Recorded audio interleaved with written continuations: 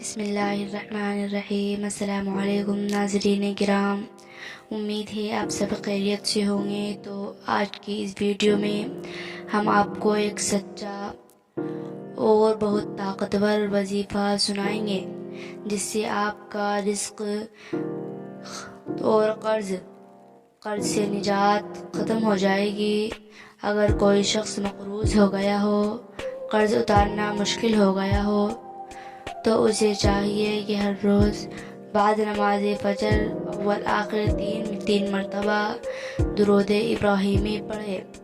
درود ابراہیمی آپ کوئی سا بھی پڑھ سکتے ہیں، چھوٹا بھی صلی اللہ علیہ وسلم، بڑا بھی اللہم صلی علی محمد وعلی آل محمد کما صلیت علی ابراہیم وعلی آل ابراہیم انکا حمید مجید، اللہم بارک علی محمد وعلی آل محمد کما بارکت علی ابراہیم وعلی آل ابراہیم انکا حمید مجید۔ جو یاد ہو وہ پڑھے۔